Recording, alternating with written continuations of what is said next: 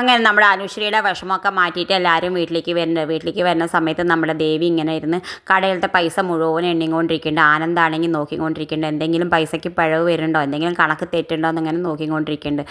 അപ്പുറത്താണെങ്കിൽ നമ്മുടെ ദേവിയുടെ അച്ഛൻ അമ്മോട് പറയുന്നുണ്ട്, 35,000 റുപ്യ എൻ്റെ കൈ മുന്നിൽ കൂടെ വന്നതാണ്, പക്ഷേ ജസ്റ്റ് മിസ്, ഇനി എന്താ ചെയ്യുക, കിട്ടിയില്ലല്ലോ എന്നൊക്കെ പറഞ്ഞ് വിഷമിച്ചിരിക്കുന്നുണ്ട്. പിന്നെ കാണിക്കേണ്ടത് എന്തായാലും നമ്മുടെ ബാലൻ എല്ലാവരോടും പറയുന്നുണ്ട്, അച്ഛന്മാർക്ക് മക്കളോട് ഏറെ പ്രതീക്ഷ ഉണ്ടാവും, പക്ഷേ എന്താ ചെയ്യുക, മക്കളത് മനസ്സിലാക്കണില്ല, മക്കൾ അമ്മയും അച്ഛനും വേണ്ടത് എന്താ അത് ചെയ്യാറില്ലല്ലോ, എന്താ പിന്നെ ചെയ്യാന്നൊക്കെ പറഞ്ഞിട്ട് ദേഷ്യപ്പെട്ടിട്ട് ഉള്ളിലേക്ക് പോകേണ്ട. ആ സമയത്ത് ഉള്ളിൽ പോയിട്ട് നമ്മുടെ ആകാശ് മീനാക്ഷിയോട് പറയുന്നുണ്ട്, അച്ഛന്മാരുടെ ആഗ്രഹം പോലെ നടന്നാൽ മതിയോ, നമ്മൾ മക്കൾക്ക് എന്താ ആഗ്രഹമുള്ള വെച്ചാൽ അച്ഛന്മാർ അത് നടത്തി കൊടുക്കണം, അല്ലാതെ മക്കളെ അച്ഛന്മാർ പറഞ്ഞ വഴിക്ക് പോകണമെന്ന് വിചാരിച്ച് എങ്ങനെ നടക്കാൻ, അതൊന്നും നടക്കണ കാര്യമില്ല എന്ന് പറയുന്നത് നമ്മുടെ മീനാക്ഷി ഇങ്ങനെ ചിരിക്കണമൊക്കെ ഉണ്ട്.